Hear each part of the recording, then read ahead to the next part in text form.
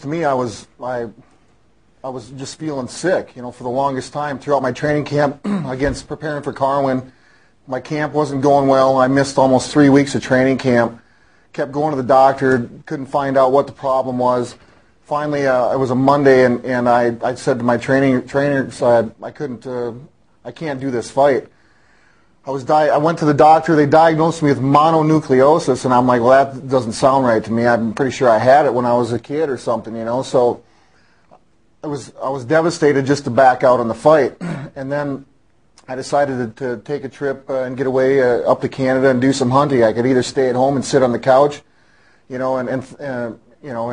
climb the walls, or go to Canada and do something that I would enjoy. So I got up there and still didn't feel right. My stomach had a lot of severe stomach pain, and one night I woke up and I was in severe shock. I had 104 temperature and felt like I was shot in the guts, and so I went to the hospital in Canada, realized quickly that I had to get out of Canadian healthcare and get down to Bismarck into the United States, where at Med Center 1, and I take my hat off to this doctor there.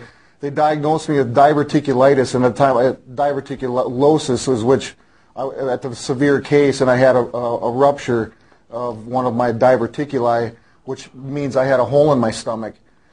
And so the doctor there put me on antibiotics, put me on pain medication, and wanted for me to heal myself, versus the other side of it was to go in, remove part of my colon, and wear a colostomy bag, and pretty much end my career. And he waited till the 8-hour mark.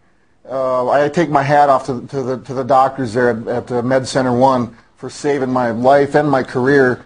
He waited till the 8-hour mark, was prepared for surgery, and I started healing myself. I was in the hospital for 11 days, no food, no water, fed intravenously, lost 40 pounds.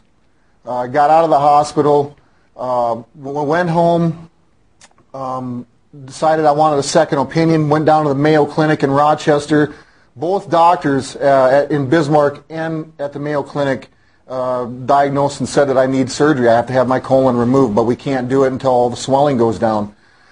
So I pretty much had it in my mind that I was going to get surgery, and I was going to be out for I didn't know how long.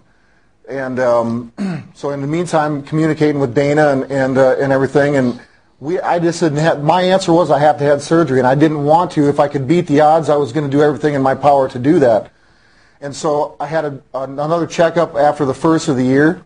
I went home, I went back in the gym, I got my weight back up, I put about 30 pounds back on, went back into the doctor January 5th, and a miracle. They were dumbfounded. They couldn't find any signs of any problem in my stomach.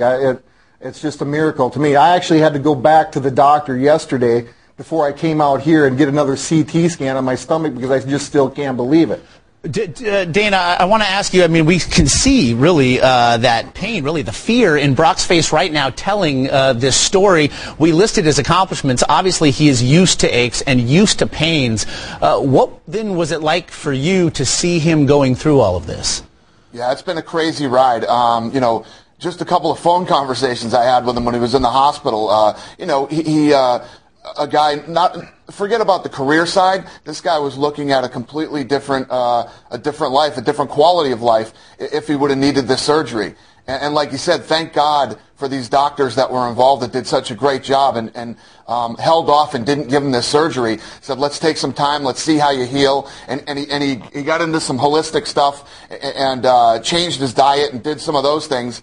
And basically, the doctor said, you got a lottery ticket. This is unbelievable. We can't believe that you didn't need surgery. Brock, so to see him... Yeah, go ahead. It's a miracle. Brock, it's a miracle. Are there any risks then in terms of your future, especially as a fighter, perhaps returning to the octagon? No, not at all. I've had 3 or 4 different opinions. I've had colonoscopies done and CT scans. There's literally no sign of anything even existing in there. I don't know what I believe in. The mind is a powerful thing, and I just, every day, I was put in a position, and had to view my life in the world in a different. I got a different take on life. You know, I mean, when you have everything taken away from you and you're laying helplessly in your hospital bed, not sure if I'm going to even get back in the octagon, something that I've grown to just love to do, and this is my life. You know, and so to not have, I've always been in control. I've been in control of my life, and I've been in control of my surroundings. And for me to sit there for 15 or 30 days not having control of anything, let me tell you, I got to thank my wife and my family for sticking by my side, Dana and the UFC and my sponsors. These people, you know, put everything on the line for Brock Lesnar, and for them to be sitting here and you know, to be backing me, it makes me feel really good. It is so different from the pictures we just saw, your wins there over Randy Couture and then Frank Mir. I do want to be clear, you are still the UFC heavyweight champion. So Dana... Yeah, let's be clear with that. I still am the UFC heavyweight champion. And I want to leave it to Dana. Dana, he is still the champion, so the title defense will be his. When will we see Brock Lesnar back in the ring doing just that, in the octagon? Well, because he's been out so long and we were so unsure on what was going to happen, we have a fight in Newark, New Jersey on March 27th, and undefeated Shane Carwin is going to fight the former heavyweight champion Frank Mir. The winner of that fight will be the interim champion and will face Brock Lesnar, you know, this summer. But if anything should happen to either one of them in that fight, we have a fight February 21st in Australia. Nogueira is fighting Velasquez. So worst case scenario, one of those could take the shot at Lesnar, but we're hoping that Carwin or Mir win the fight, come out healthy, and can face Brock, champion versus champion. I'd pay to see Nogueira face off against Brock, that's for sure. Again, Brock Lesnar, it's wonderful to see you back on your way back to full health. Brock and Dana White, we very much appreciate your time this morning. Thank you. Thank you.